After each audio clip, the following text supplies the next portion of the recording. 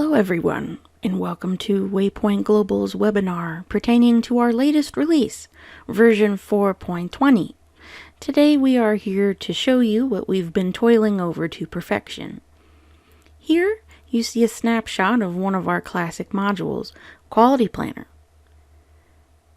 Hold on tight because it received quite an intense makeover. Before we dive into how this new version works, let's talk about the big benefits of Quality Planner to remind ourselves of why it is such a strong pillar to our foundation of documentation control. Our first big benefit is how instead of creating each APQP document individually, when you create a Quality Planner project, it will create all Quality Planner project documents for you on the spot. Imagine all of that time saved. It's wonderful to have all of the project documents in one digital location. In addition, information sharing is big because when you update a piece of information in any document, that same information in other documents is automatically updated as long as the other documents are checked out or marked as needing an update the next time they are checked out. When you're using Excel, or something else that doesn't have that, you are responsible for checking all of those documents to ensure that the information is correct and up to date in all of the right places. With our software, we take care of that for you, thanks to our variety of Quality Planner pools. From FMEA controls to machines and gauges to PFMEA failures, we have a pool that you can use to fill out with information and pull into documents to save yourself time and make your work more efficient. Don't forget about our wonderful indexing.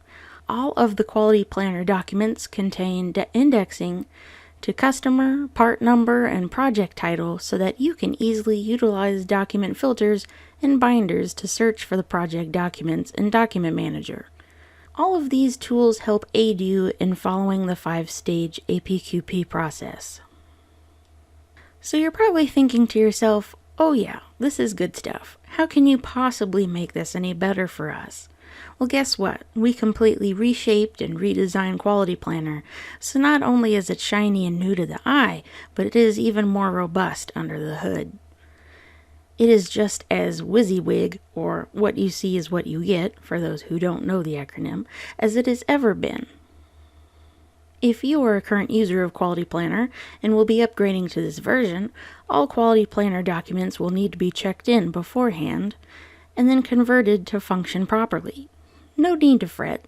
The conversion will happen on the fly as you reopen them in your brand new software.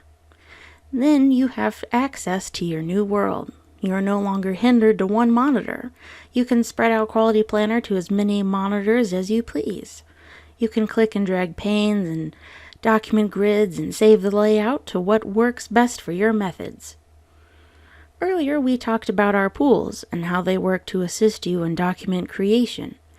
In the newest version, you can access them even faster with less clicks, less dialog windows, and can even edit the pools from the comfort of Quality Planner and not having to open up desktop.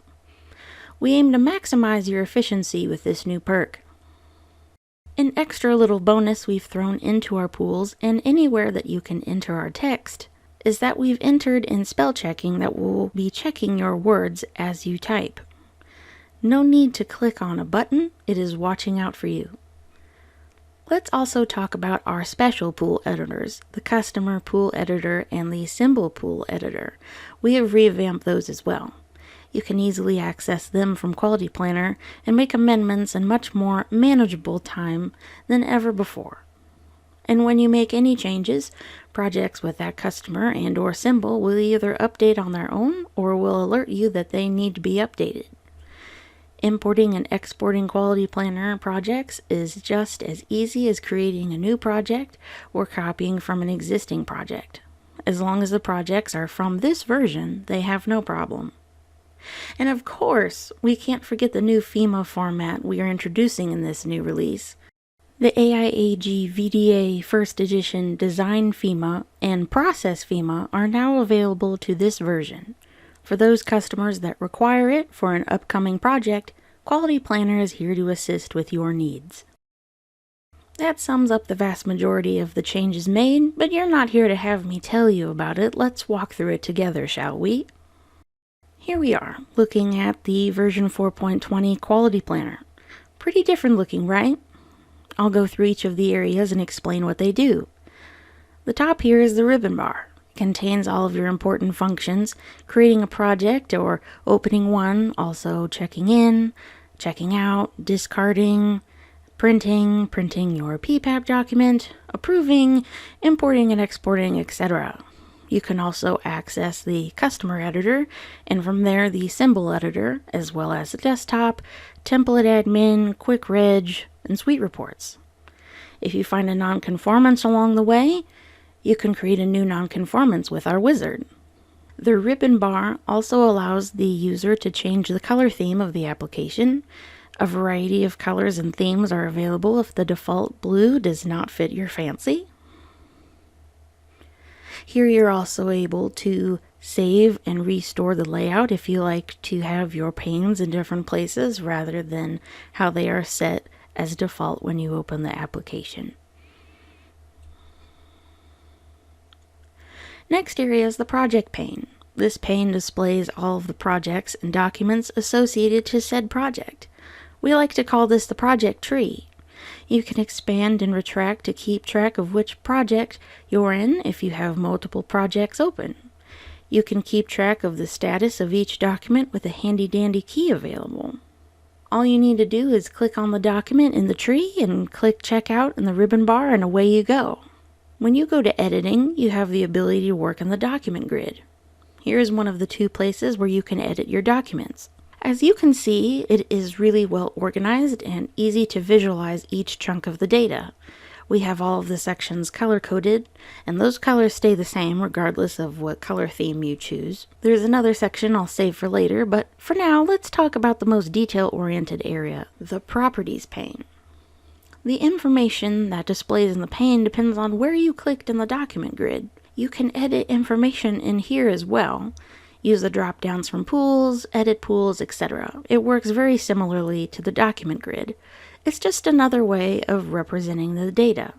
If you want to edit the document in the grid, you may, or if you want to use the Properties pane, you certainly can do that as well. I've come personally to have preferences for each depending on what kind of data I'm placing in my document. So now that we've walked through all of the different areas of the new Quality Planner, let's make a new Quality Planner project together. We'll click the New button on the ribbon bar, and it will open up the new Quality Planner project wizard. Here you can type in the project title, the description, type in your own project number or get a number from the number list, declare who the owner and the final approval authority is, and the major and minor revision. Next is the customer information. Here you can pull from your customer pool or create a new customer on the fly to pick out who your customer is going to be for the project. Here's a little sneak peek of what the customer pool looks like.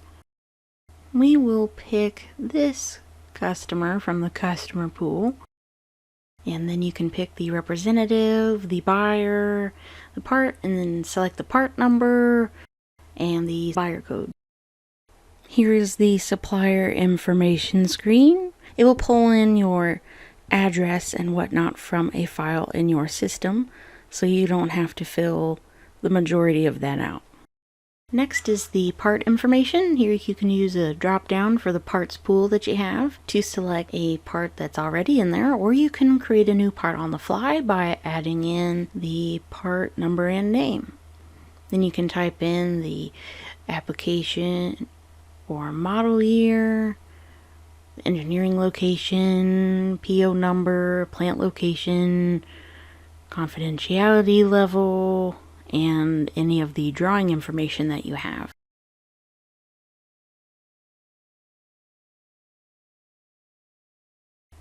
Next, we'll pick out the core team. You can either shift click a chunk of people from your personnel or hold the control key and click on certain members.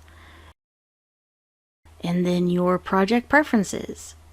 How you want the documents to start out as their status, the PSW style, the AAR style, revision history, and what FMEA style you would like to have.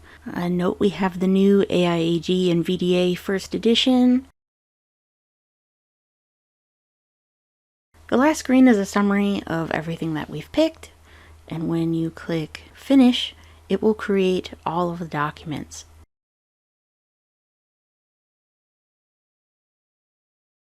Okay, so we're going to show you how we can edit some documents here in Quality Planner. This is the Open Project dialog. You can look at all the projects you have. We're going to click this one. We're going to open it. Takes time to build all of the documents. There's a project tree with all of the documents. Looks like they're all current. We're going to check out the parts submission warrant. Clicking checkout here at the ribbon bar. Now the icon's changed in the project tree and you can edit anything here. Change some of the reasons for submission. Remove a submission result here. I'll save the changes I made. And here's the view. And you can note all of the changes that I made are now here in the form. Looks pretty good to me. So I'll go back here to my part submission warrant. I'll discard the changes I made. I wasn't happy with those. I'll discard the changes I made. Now we're here to the process FMEA. This is a shared process FMEA. Here's the list view and you can add in operations. You have to have the FMEA checked out before you can add in operations, so I'll check the FMEA out real quick.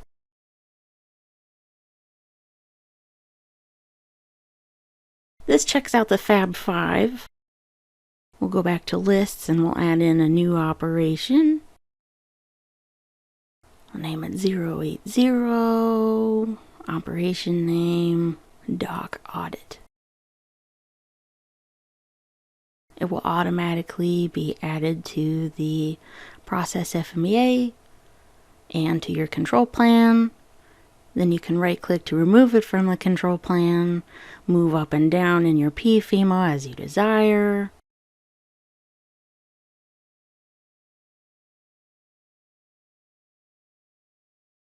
Note in the document grid there is the little arrow for every row. You have to keep that in mind. You want to make sure that when you want to add a new failure mode that you have the correct row selected. I'm going to use the properties grid to add in my failure mode. I can either select a new failure mode from my failure pool, or I can create one on the fly that will both add it to the document as well as the failure pool. So we're going to create one here on the fly, and it spell checks as I go.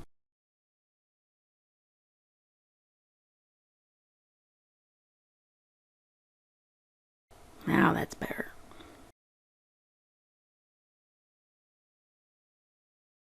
Click Save, adds it to the document as well as the pool, and there it is in the row.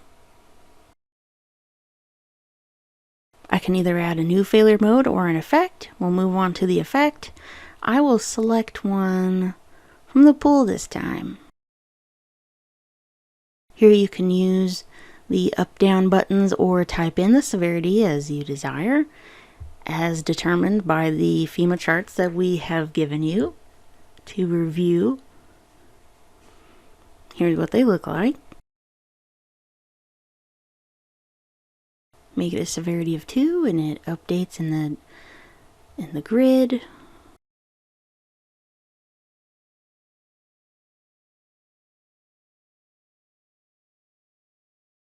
We'll add in a cause. And I will again use the pool.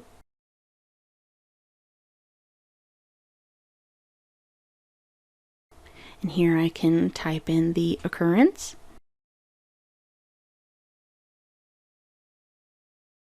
Now we'll move on to a control. You can type in the prevention description, detection description, or select from the pool.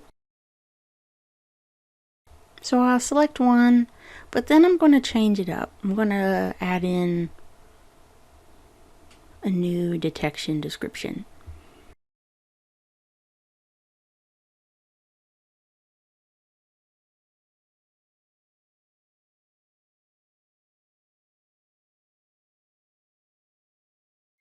And here we can change our detection level by using the up and down keys or typing it in.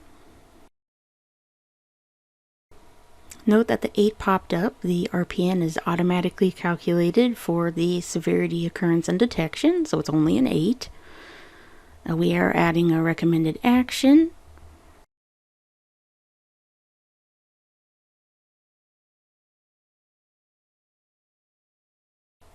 If you wish to add in a action result, you can type in the description there. I'm going to go ahead and save.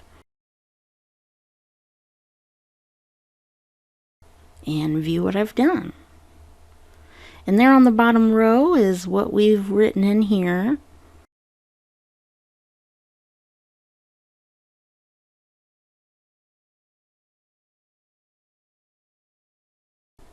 You can drop down between all the menus or just exit out like that.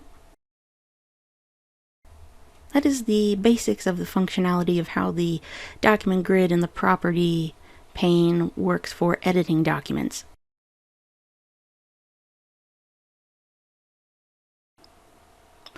Well, not only are the core documents important, but the supporting documents are too. We can either register new ones or use existing ones in your system. We use registration templates now from QuickReg that you build in Template Admin.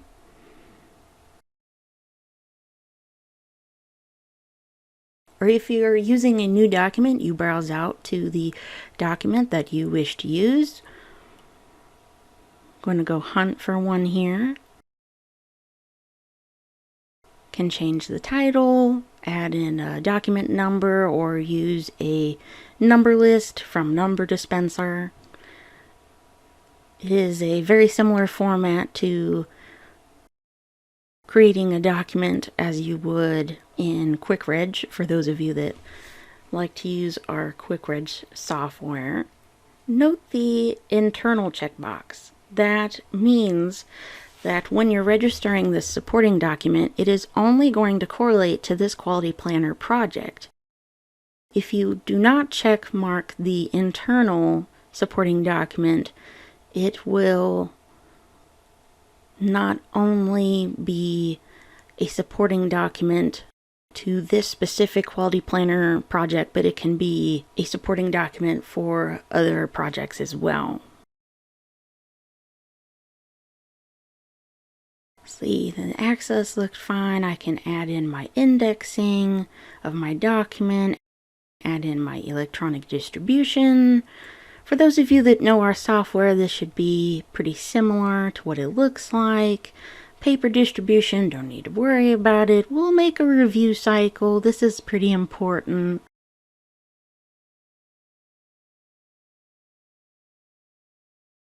We'll push out the review to be sometime in November. If you want to send it on a route, you can, but I'm not going to.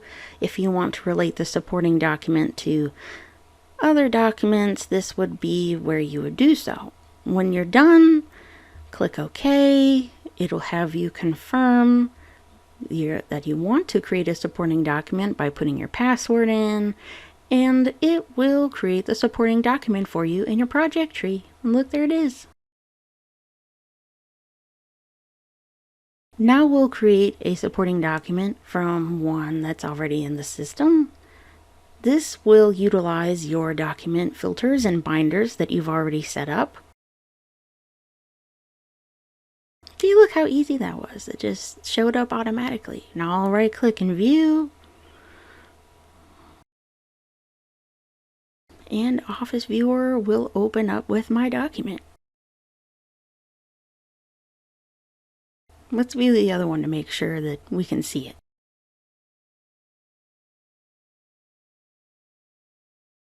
Oh, nice, there's our instruction. Those are the two different ways that you can bring supporting documents into your system. Alright, so we're going to check out our document here and take a look at all of the project properties that you are able to edit and manipulate. We'll right-click on the project title. You can do this at any of the project documents. And this is the Edit Project dialog. Here you can change the title, the description, project number. It'll list out the APQP stage and the type of FCA, PSW you're using. You can change the customer. You can add in representatives, or change the representative, change the buyer, change the part number. It'll tell you on each part of each window if the properties on the page are editable, depending on if you have that document checked out. It'll list every little detail that you added in when you created the project, the engineering location, the engineering change.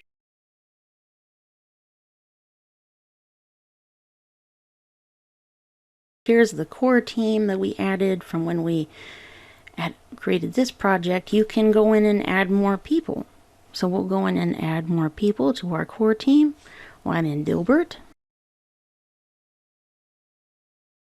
Here are the properties for the design FMEA and process FMEA. And you can edit the responsibility. We'll say it's design engineering for the responsibility. We'll change the FMEA number.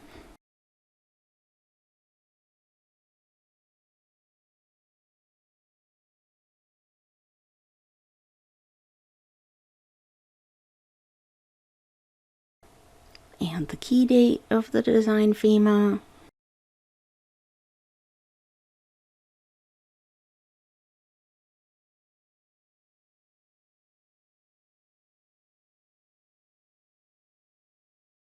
We'll do the same changes to the process FMEA.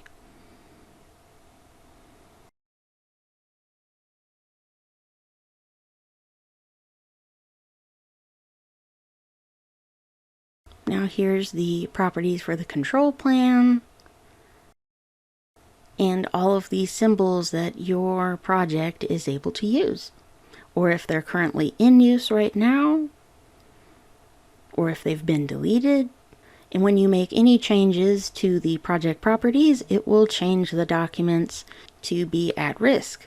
So what you'll need to do, you'll need to save all those documents, or if they're not checked out, check them out, save them, and check them back in so that all of the documents are back to matching again. We can't forget about changing our APQP stages. We can have a little diagram that shows our stages here. It's just a matter of right-clicking and go to change APQP stage, and there's a list of all 5. You click which one you want, select OK, and it shows you which one you've changed to. You've changed from the 3rd to the 4th. Pretty simple. We're going to show you how to use the customer pool editor. It lists all of the customers in your pool. Now we can check it out.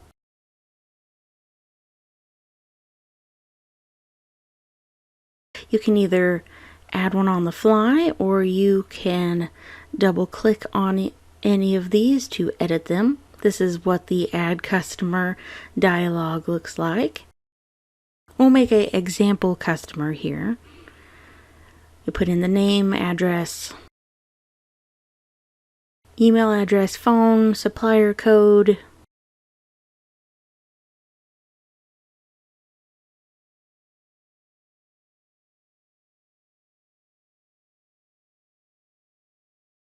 Now we'll move on to the parts dialog.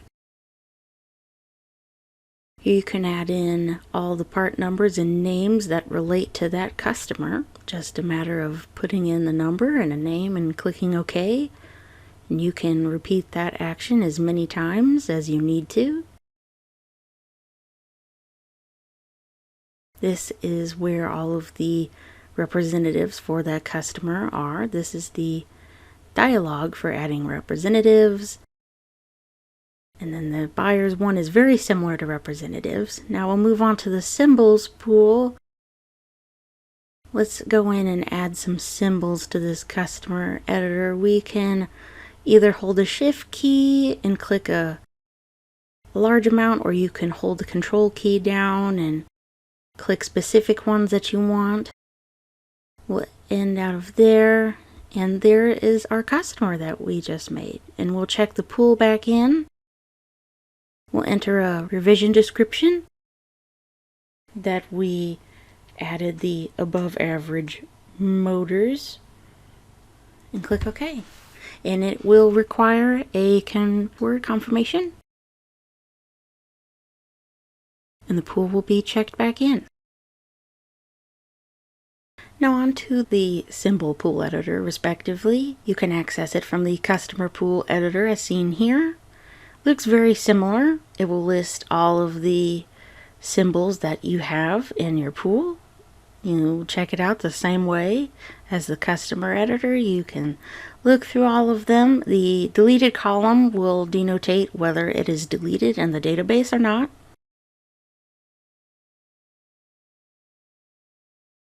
Let's add a new symbol. We'll browse out. We'll add this symbol. Note that it has to be a JPEG. We'll give it a description name.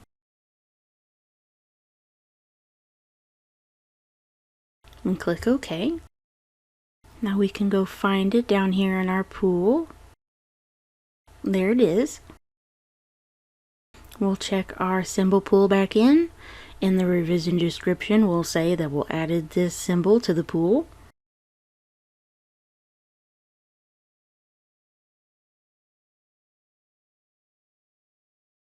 And it requires a password confirmation as well. And for giggles, let's check out the customer pool again and add it to our newly made customer.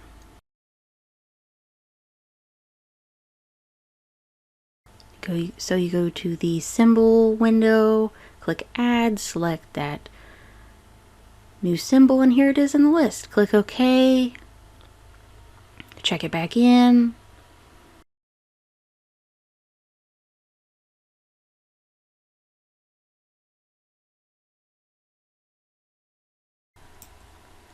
We'll add the revision description, but you get the gist. It's so easy, so simplistic. Just add and manipulate your customers and symbols right all here in the same application.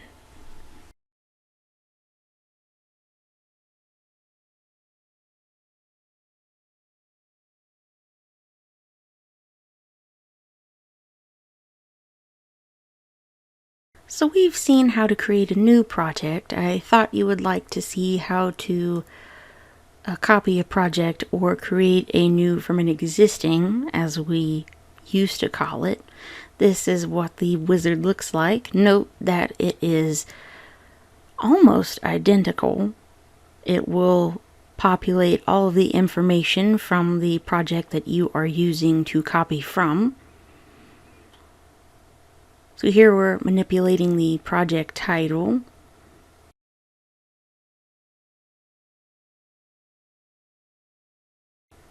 Replacing the old part number with the new part number.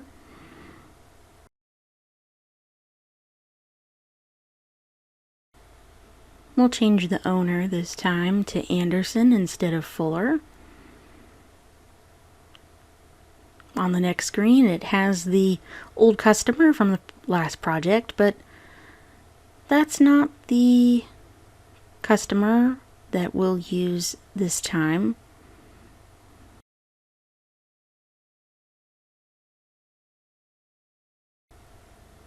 Which means we have to pick a different representative and a different buyer.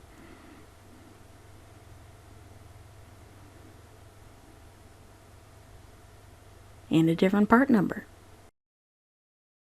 The next screen's the supplier information. We'll pull from the pool who our personnel is going to be for our representative. We got to change the part number on here because remember from the first screen we changed it.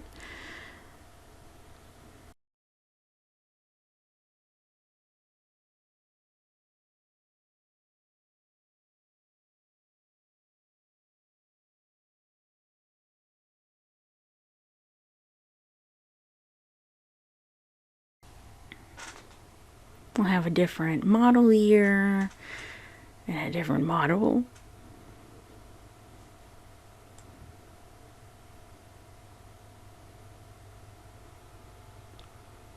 We could all use a little Zen right now, right?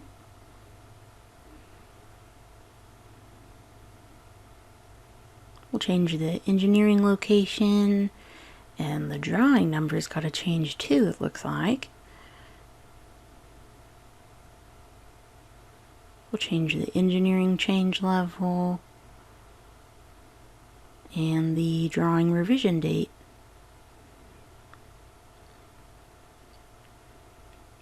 Next screen is the core team. We'll leave that the same.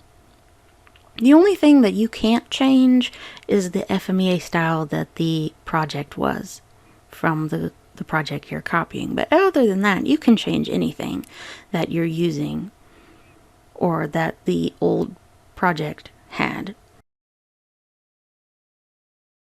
And there is our new project that we made from the previous one.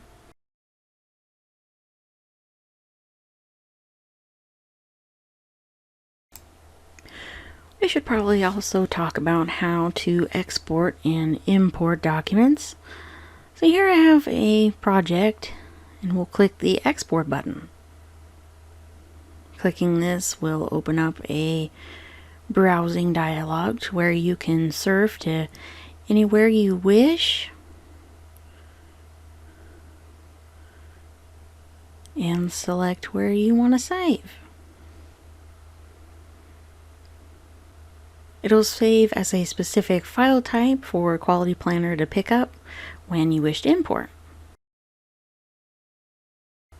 Now for importing, you just select Import.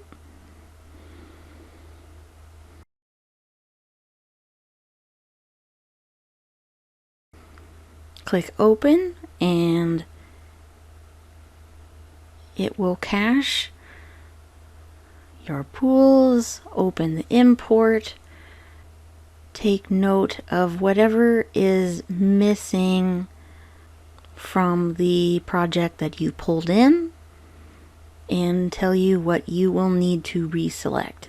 It'll tell you one at a time, and then in summary with a import task list, you can copy this out or just move on to the dialog. The dialog looks very similar to the new project wizard and the copy project wizard. And it will automatically add that -imported. You can remove that if you wish, if you're going to completely rename it. You can manipulate any of the data in here, except for what FMEA style that the previous project was.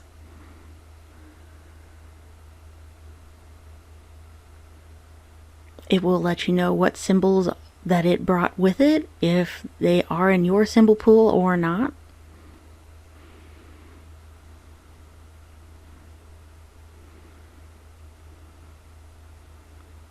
And if you're happy with everything, it will create the project for you.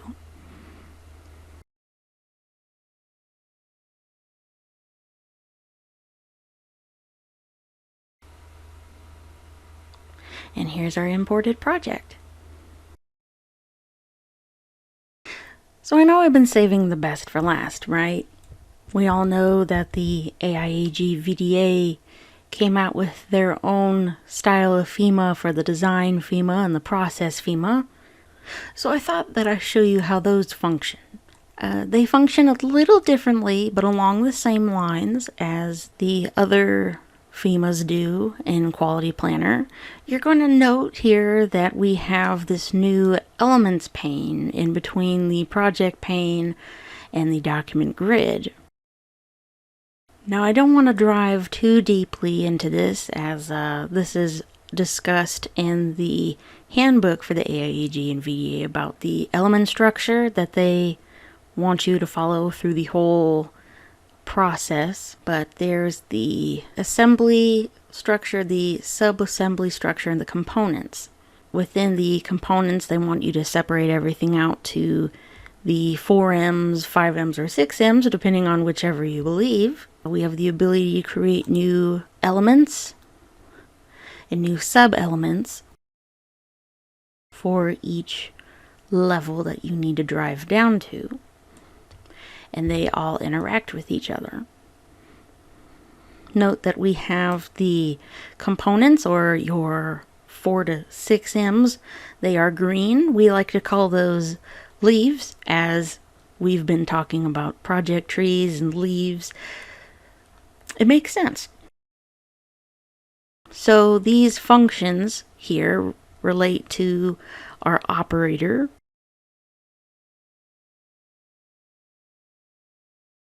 And note here on this row, I have my pointer highlighted on this row, so the properties grid will list everything written for that row. And it is different for every element that I can click on here. Most of the information for this PFEMA is here in the operator, however. Well, the big things that you need your function, the function section, the failure section, your risk analysis section, and your optimizations. They've been renamed and reorganized for the AIAG and FEMA and the VDA. And remember that they don't have the RPN anymore. They have the action priority rating, which is calculated on a chart that we give over here. So if you're curious as to why the application will give you low, medium, or high, you can check the work under the hood, so to speak. You might be curious as to why the severity is said not available here. It pulls the severity from the assembly. It's really interesting if the way that all of the information connects together. What you're probably more interested, however, is how it views. And for our process FEMA, we're using Form D. This one doesn't have a lot of information. I have another one that might have a little more here.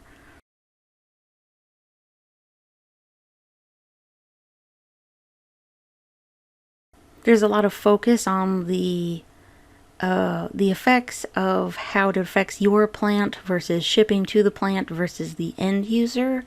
And our form allows you to fill that out and have that information be available on the form. This is what the process FEMA looks like. For the design FEMA, it is much more simplistic. Again, we have the element structure, but it only allows you to go to 3 tiers, and you have to enforce them to have a focus element. We discussed this in the class. If you'd like to learn more about focus elements, please join us for our virtual or on-site or classroom training. So notice that the function, the failure, the risk analysis, and the optimizations look very similar.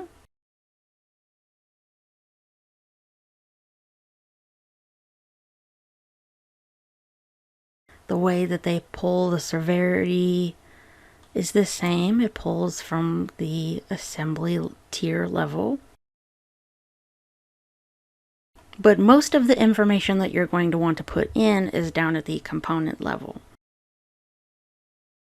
For viewing, it views very similar. It doesn't have the your plant and the shipping to the plant and the end user, as because this is about the design, not the process.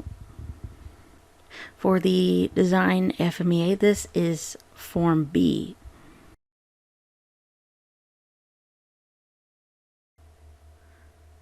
Well, I know that was quite a lot of new information thrown at you. If you perchance have any questions, please send them on over to us at support@waypointglobal.com or to any of our other forms of communication like our phones, sales, etc., which can be found here. I hope you learned something new and enjoyed seeing what we brought to the table for you today. Take care!